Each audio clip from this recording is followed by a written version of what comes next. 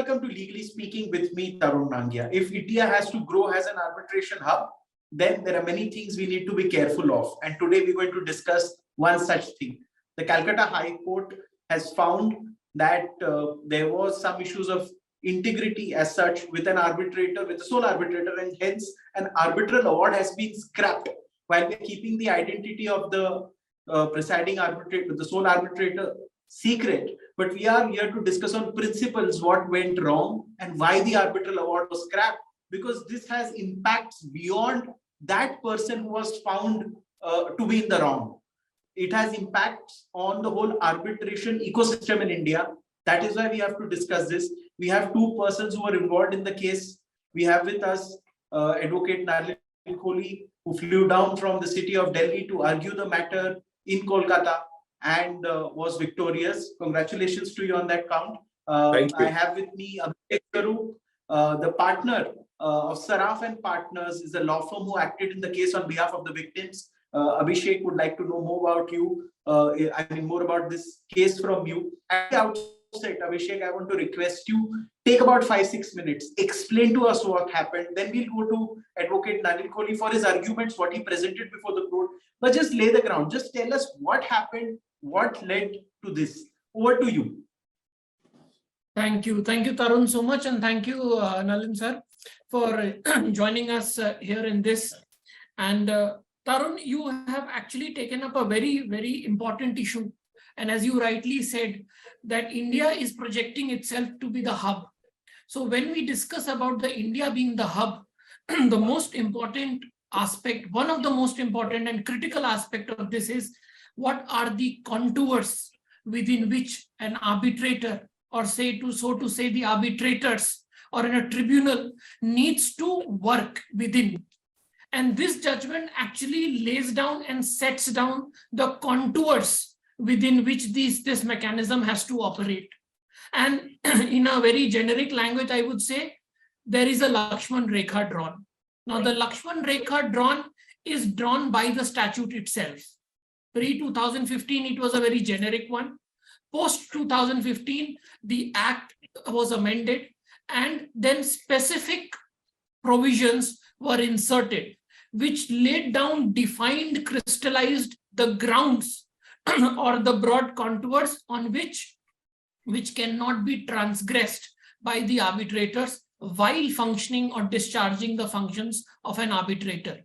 Now, this is irrespective who the arbitrator is, what position he holds, what designation he holds in the society, not, because it's all about the chair of the arbitrator, which is an integral part of a justice delivery system.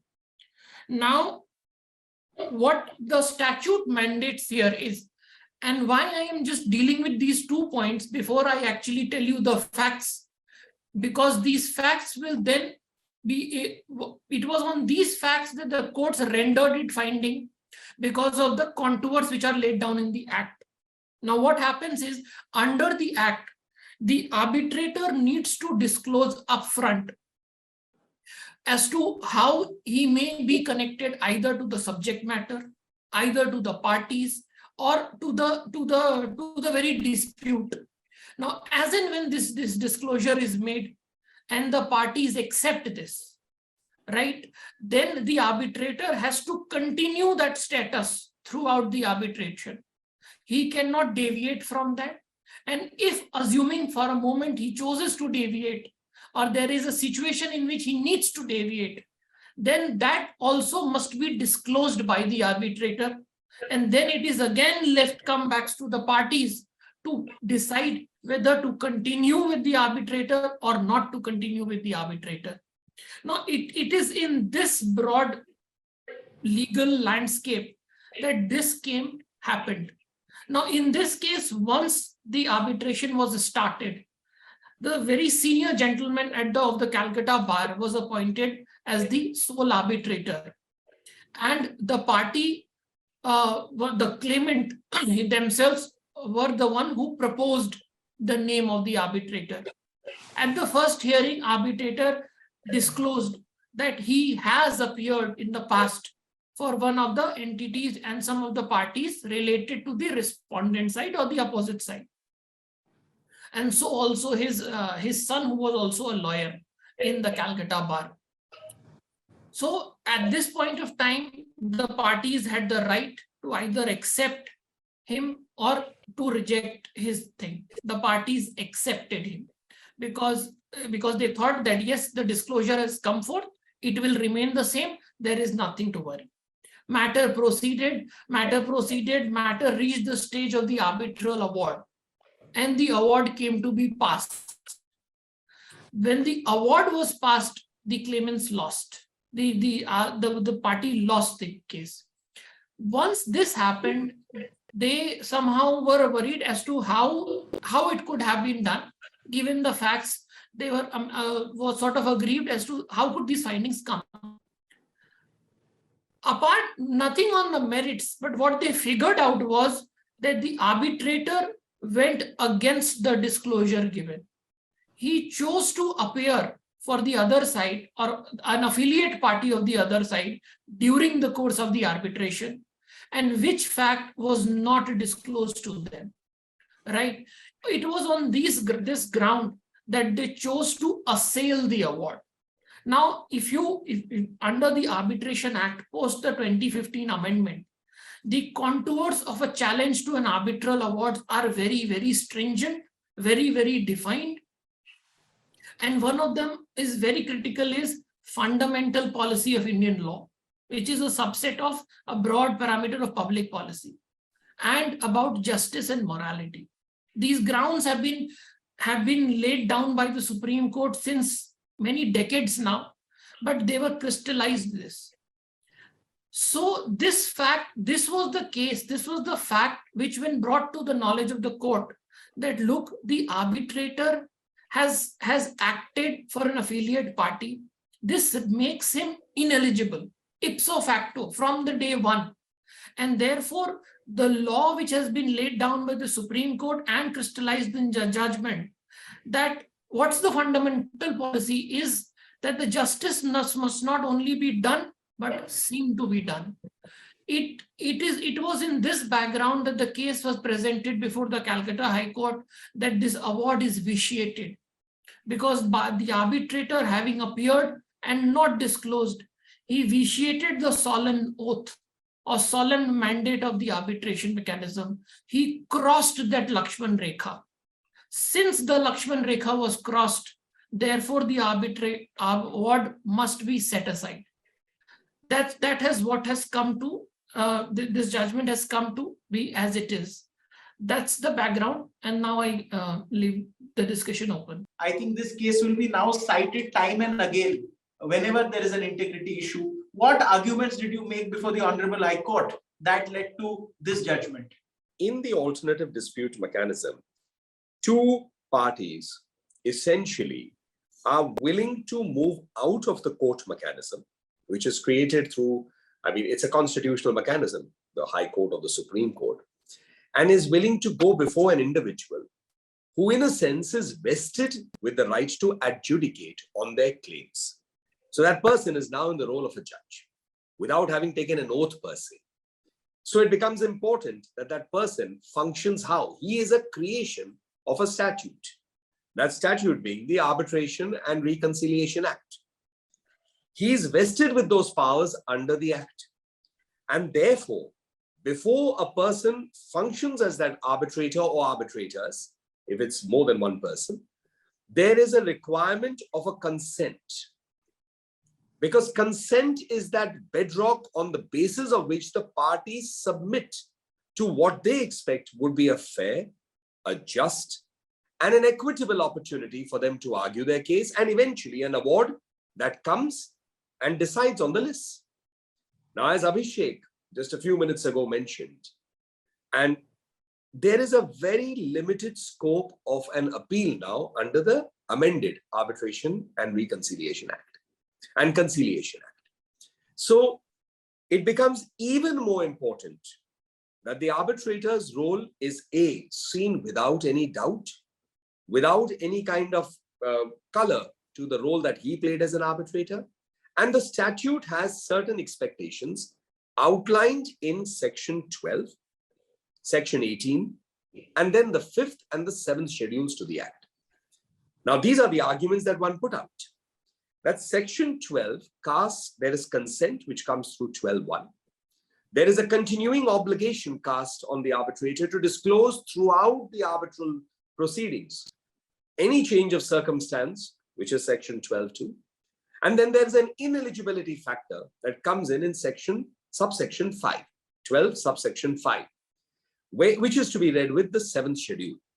Now, the 7th schedule, which has been added to the Arbitration Act, deals with ineligibility. The minute the 7th schedule or any of those clauses come in there, you are ineligible. And therefore, you can't render an award, or the award will become void. In the sense, it is non-est. But under the 5th schedule, it deals with justifiable doubts. So therefore, it's a very, very well laid out scheme. Now, in this particular case, and I must point out, throughout the proceedings and arguments, not once did I ever take the name of this senior advocate, who has been at the bar for a long time, is respected. And Abhishek would bear me out to that. We didn't take his name once. And the judgment also clearly crosses out the name, because this was never about the individual. This was about the chair and the institution of arbitration, and the fact, as section 18 says, equal treatment is expected to both parties. In this case, he appeared for the other party in whose favor he rendered the award. And we argued that this essentially, we had moved an execution petition. We had gone in a section 36 to seek a stay. And we had argued that it is inexecutable in these, and hence void, non-est, and inexecutable because the award, he rendered himself ineligible. So this was the crux of the argument. And I must point out that Justice Rajshekhar Mantha of the Calcutta High Court has written a very detailed judgment. He has recorded the submissions, not just of ours, but the other side, dealt with the judgments, and we dealt with a large number of judgments. The arguments were over several months and several dates, and has come out with a judgment that, in my estimate, subject to correction, or if Abhishek wishes to say something, it's perhaps one of the first detailed judgments dealing with, one, ineligibility, which renders the award as void, and two, looking at the explanation of both the 5th and the 7th schedule with regard to the term affiliate. Because it is that appearing for a group company, which is defined as an affiliate under the 5th and the 7th schedule of the Arbitration Act, that is a key factor. And he has looked at all of this while rendering this judgment. And I think it's, as people are informing us, might be a judgment that would be quoted a lot, because we don't have too many judgments that are in terms of dealing with the issue that came up here, seeking to declare an award void and non-est because the arbitrator rendered himself ineligible by appearing for the party which eventually won the award in an affiliate company or a group company while the award was subsisting, while the hearings were going on. But this is indeed a very landmark judgment in the field of arbitration. If India has to grow and emerge as a hub of arbitrations, these are the checks required. The Calcutta High Court has given that check. You were, in a sense, fortunate enough, if I may say, to be a part of that journey that led to this. And this will be often quoted many times, I think, now, because, of course, the path to success has a lot of roadblocks. This judgment will help clear that roadblock. I'll go to Abhishek Swaroop. Abhishek, just one comment, if I can add at this point, with your permission, which is that we must compliment the court also, Calcutta High Court, and in this case, Justice Mantha, because not only is just a judgment, it is showing that the courts will not shy from stepping in and even declaring an award ineligible where the scope of appeal is very, very limited. And therefore, this preliminary issue, which was an important issue in the section 36 stay application, became the preliminary issue even in the 34 or the appeal. Maybe Abhishek would like to speak on this a little bit more. Yes, in fact, I would like to take on from what Advocate Nalin Kohli said, that Justice Mantha has actually stuck his neck out and said that courts usually would not interfere with arbitral awards. They're not inclined to interfere. But this was beyond reasonable doubt that there was an integrity issue with the sole arbitrator. And in the interest of the arbitration ecosystem in India, this judgment had to be written. Your comments on that? So, Tarun, just taking it forward from where Mr. Kohli stopped and just you took it away, to forward, there are three very important aspects of this judgment, and which is where this judgment is a precedent to say in this point, is that the court has taken a very pragmatic approach on this. Now, when we are focused with a situation or placed with a situation like this, where an arbitrator is a professional at the bar, right? So there are arguments made that, look, he may not have done it willingly. He may have done it unknowingly, right? He may actually not have done anything, even though he appeared, but the award may be on the merits. But what the judge has taken it and gone ahead with a clear finding, and it's a clear message to the ecosystem, is that the interpretation, when we are examining the issue of ineligibility, the net has to be cast very wide, right? It cannot be a very limited, narrow interpretation, because the forms and the means by which a person can be rendered ineligible are just defined in, not are, so to say, laid down in the act, but those are not the end of it. So therefore, the courts will have to be creative and proactive in casting the net wide. And therefore, it is absolutely irrelevant whether this vitiating this disclosure was done knowingly or unknowingly. And the court, in fact, thus I tried very hard on this also, that the law in the foreign jurisprudence is that they actually go and examine. There are some precedents about real danger, giving instances of the instances where a malafide could be shown or bias could be shown. But the courts in India, and that is what Calcutta High Court has come out very clearly, is that courts in India will only see if there is a likelihood of bias. If the likelihood of bias is there, then that's the end of the matter. The mandate will cease. That's the Lakshman Rekha for the arbitrator. Can you share the name of the judgment for anybody who wants to read it? As they hear you speak and Mr. Nalin Kohli speak, they may want to go and read it out. Because I know a lot of people would be interested to read this judgment. So this judgment is passed by, of course, the Calcutta High Court, and the parties' name are C&E Limited versus Gopal Das Bagri. So okay, so yes, please. So the C&E Limited were the claimants and Gopal Das Bagri were the respondents in the matter. Yes, so anybody who wants to read, this is the judgment, C&E Limited versus Gopal Das Bagri. You will get to read much more. Rendered by Justice Rajshekhar Mantha on 27th of July 2023. 27th of July 23. I'll take this to Advocate Nalin Kohli. Mr. Kohli, two things here. When an advocate who was the sole arbitrator takes refuge in the argument that I appear for so many cases in a day, how am I supposed to know? Suppose for a moment we were to accept that argument, then what happens to the arbitration ecosystem in India? Because India has many busy advocates who are also arbitrators. So first, also, it's a good question, because that argument was brought up by the other side. The advocate himself, the senior advocate who was the arbitrator, was not in court. There was at one point a sort of a discussion in the court, a submission, that should we make him a party, he should be heard.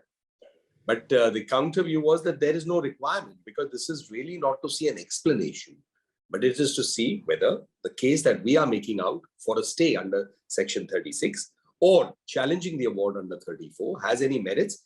And the court, two occasions in its orders recorded that we see the arguments of the 36 stay application to also be a preliminary issue in the 34, because it is possible, and the court, in fairness, in one of the hearings said it, that it is quite possible that as a senior advocate, he may have forgotten or may have approached, just gone ahead and appeared without realizing it. So our counter argument to that, and I have a favorite line that I use often, and I say it in Hindi and English both, कि 440 volt के बिजली के तार को छूने में जाने अनजाने में करंट से आप भस्म हो जाते हैं.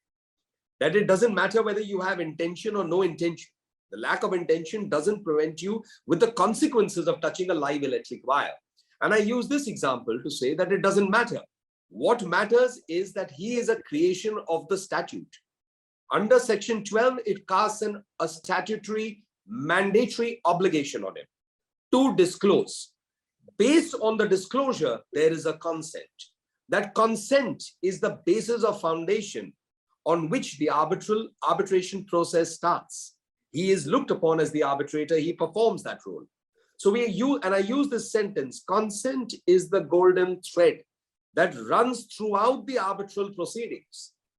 Because that is why you will see there is a statutory obligation that he must disclose throughout the proceedings if there's a change of circumstance. Now, in this particular case, what makes it interesting is, and we didn't argue corruption. I mean, it is recorded in the judgment itself. We fairly said we are not arguing corruption or that kind of malafide. We are just simply saying that ultimately fraud in its true sense was not argued. But what we were saying is that this is in a sense a fraud on the statute, because the statute has an expectation, it casts an obligation, it's a statutory obligation. You can't walk away from that because you are created on the basis of that obligation and discharging the same. So in that, one of the arguments we took was that let us for a moment assume that the arbitrator forgot. First, that does not help him. But the set of lawyers or advocates who were assisting him in the related parties matter were the same advocates who were also in the arbitration. So in fairness, what would a reasonable man think? And I think the court, there was great labor on the other side to try and see how would a reasonable man be defined. And there was this argument by quoting English law that a reasonable man would have to be more than reasonable, must be well understanding the court process and all. But the court looked at it as very, very simply that what is a reasonable man is how would you see it as a general person, and would this not raise the question of bias? And therefore, I think the court has not just rendered a judgment for two parties, it has rendered a judgment which is critical for the sanctity of the arbitration process and of reposing faith in that process and its impartiality. So I want to do a very quick follow-up before I go to Abhishek, Swaroop, partner Saraf and partners. The integrity issue may or may not have been there, but if you have a suspicion that there is an integrity issue, that is enough to, in a sense, scrap the arbitral award. So this phrase had come up, and sometimes arguments. There was a senior advocate on the other side, and sometimes arguments, as Tarun, you've covered it long enough. There's a lot of light arguments also that carry a lot of weight. So the argument of being beyond suspicion and Caesar's wife was also raised, to which the learned counsel on the other side also was giving the story of Pompey, Caesar's wife, and saying that, in today's time, would something like that happen? Because this was almost like the Sati, like Sita Pariksha. So on that, our counter was that, well, if there was a statute that mandated an outcome on Pompey, she would have to be held guilty under that statute. So in this case, that example can't work because there is a statute, which is the Arbitration Act. And in that statute, clearly section 12 has a requirement. So I think what's important is, going back to your question, that it's how do you, when a party loses, look at Tarun, in fairness, every day a judge, a double bench, larger benches, adjudicate in a matter where one party, in all probability, will lose and one will win.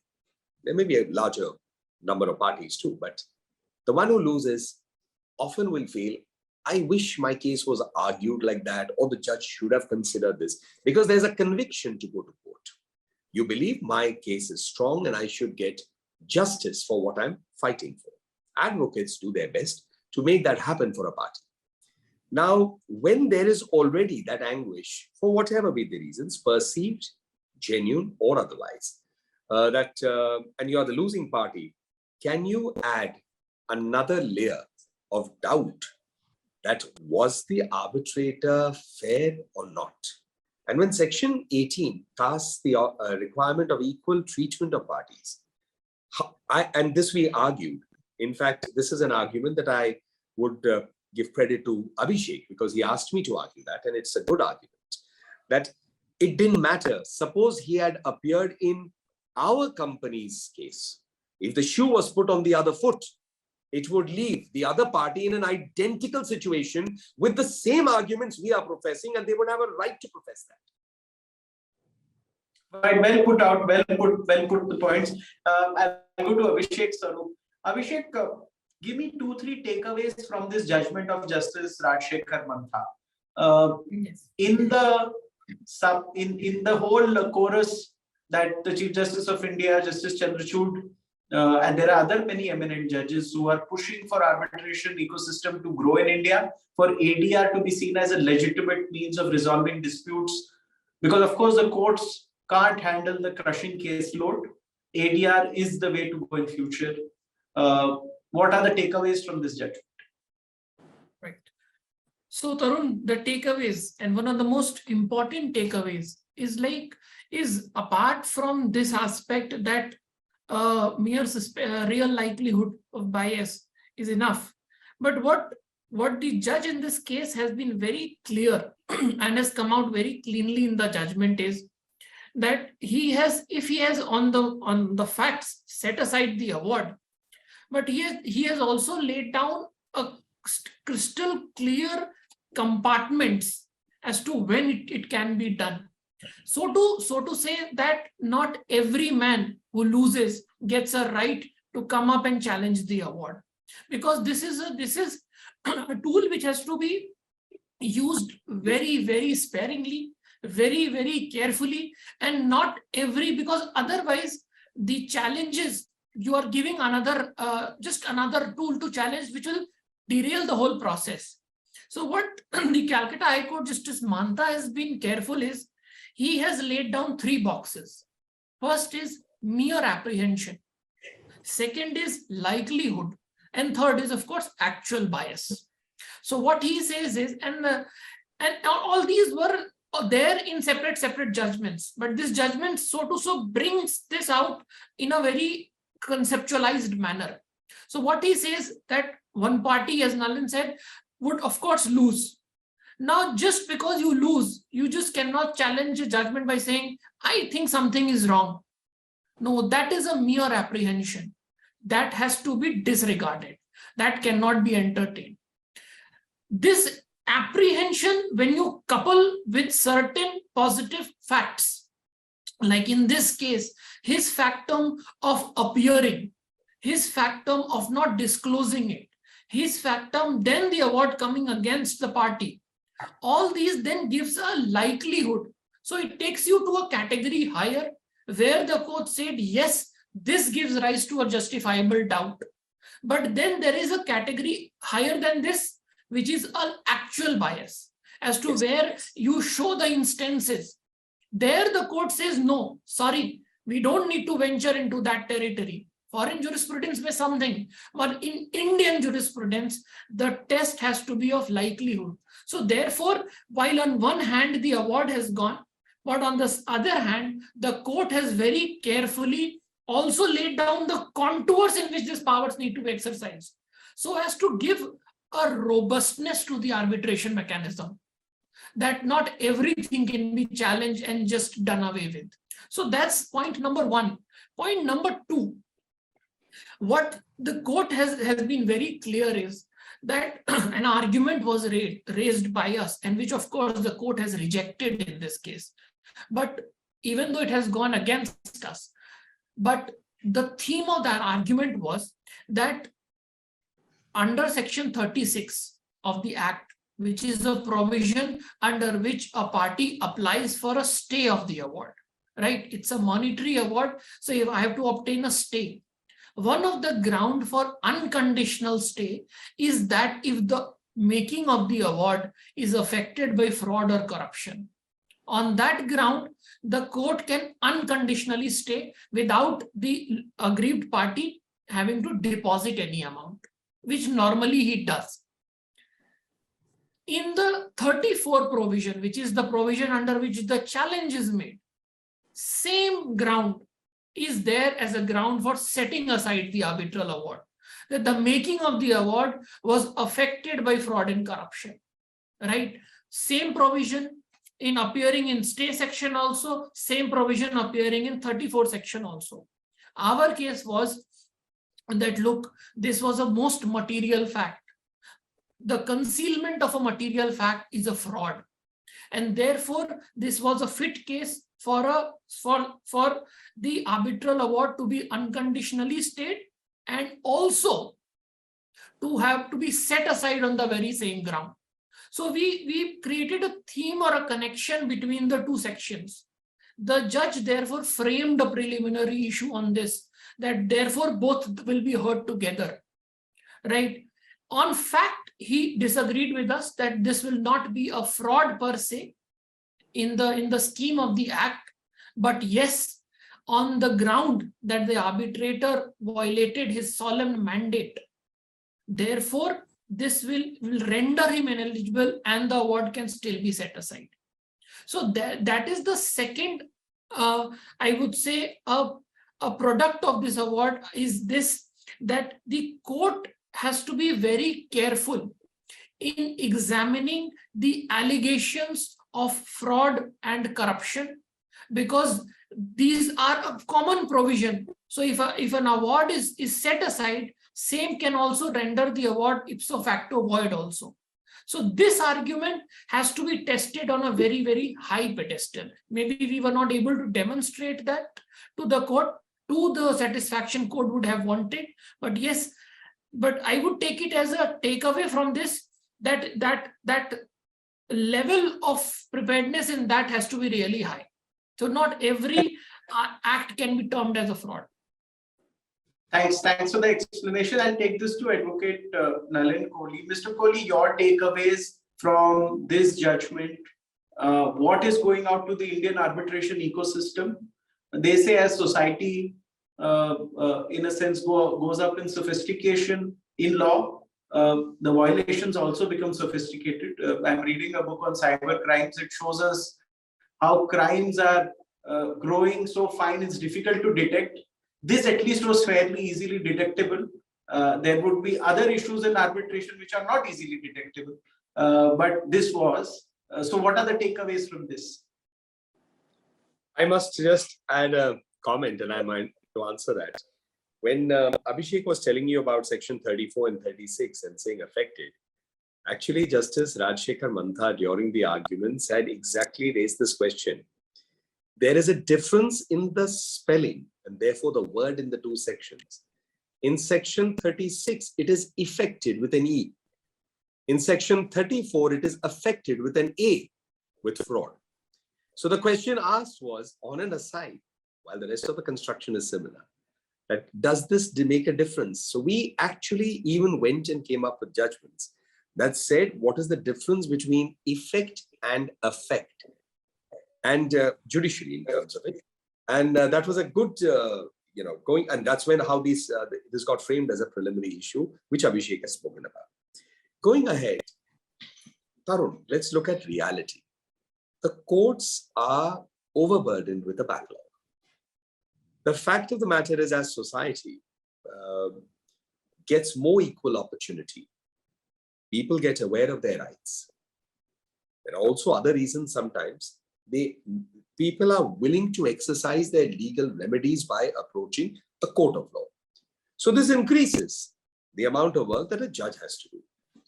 Being a judge in a country like India is not easy. It's very hard work.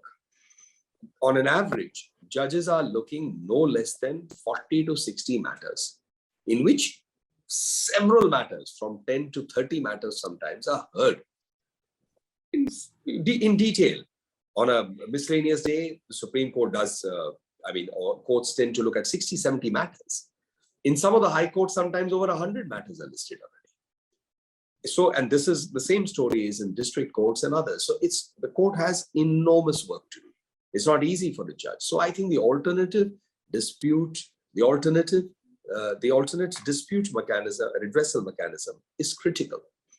And if people can, through mediation, through conciliation, through arbitration, manage to sit down, go through a process and resolve and adjudicate on their disputes, or mediate and solve it and settle their disputes, we are reducing the work and on the courts. And the courts come in to see that justice is done in the appellate stage.